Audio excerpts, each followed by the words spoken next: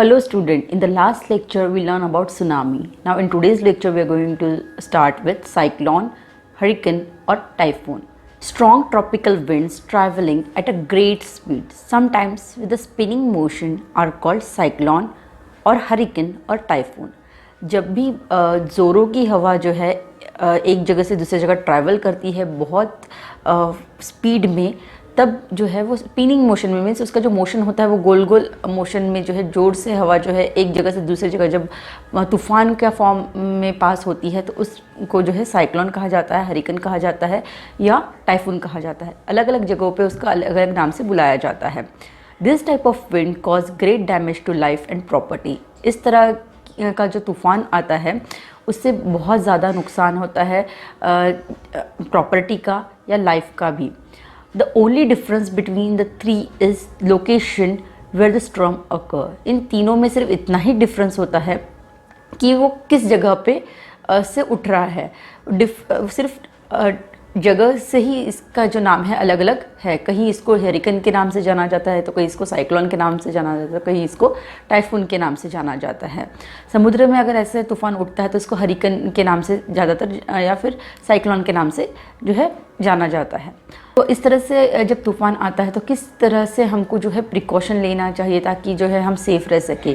Precaution measure, what are the precaution measure that we should take care of our self. First of all, accurate weather forecast should be made using satellite and a hourly broadcast. सबसे पहली बात तो ऐसी चीज़ों का जब भी पता लगता है तो उसकी स्टडी करनी चाहिए। जो स्टडी करते हैं उनको जो है उसको आवरली ब्रॉडकास्ट करना चाहिए, लोगों तक उसकी जानकारी देनी चाहिए। एक्यूरेट जानकारी अगर होगी तो लोग जो है उससे सतर्क रहने की कोशिश करेंगे। Second thing, proper announcement about the expected cyclone should be made by police or coast guard to the people in the area.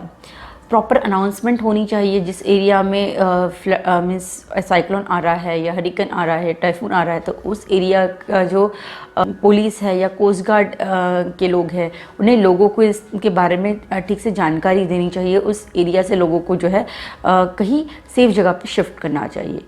People living in the danger zone should be taken to safer place in time. उनको जल्द से जल्द time पे जो है उस area को खाली करके लोगों को जो है एक सेफ जगह पे पहुंचाना चाहिए ताकि जो जीवित हानि है वो ना हो। Houses strong enough to face strong cyclone should be constructed. ऐसे जगहों पे जहाँ पर बार बार तूफ़ान आता है या टाइफून आता है, ऐसे जगहों के पे अगर कोई उस एरिया में अगर कोई रहता है तो वहाँ के जो घर होने चाहिए वो थोड़े स्ट्रांगली कंस्ट्रक्टेड होने चाहिए। झुग्गी झोपड़ियों में अगर वो रहते हैं तो हवा तूफ़ान अगर बार बार उस एरिया में आते रहता है तो उससे वो हमेशा जो है उनको नुकसान झेलना पड़ता है। तो उसके लिए उनको प्रॉपर जो है स्ट्रॉन्ग हाउसेस बिल्ड करने चाहिए। Proper contingency system in case of emergency should be install. भविष्य में होने वाली जो आपदा है, ऐसे अगर एरिया में कोई रहता है कि हो सकता है उस एरिया में जो है कुछ प्रॉब्लम आने वाले दिनों में हो सके, तो उसके लिए प्रॉपर जो है इमरजेंसी सेवा की व्यवस्था करके जो है सिस्टम को रखनी चाहिए। तो इस तरह से अगर हम प्रिकॉशन लेते हैं तो हम कोई भी प्रॉब्लम्स आती है, तूफ़ान आता है, तो उससे हम बच सकते हैं। हमारी लाइफ सेव रह सकती है, हमारी प्रॉपर्टी को भी हम बचा सकते हैं। तरह से जो है प्रिकॉशन मेजर लेना सभी के लिए बहुत इंपॉर्टेंट है। I hope you understand this. Thanks for now.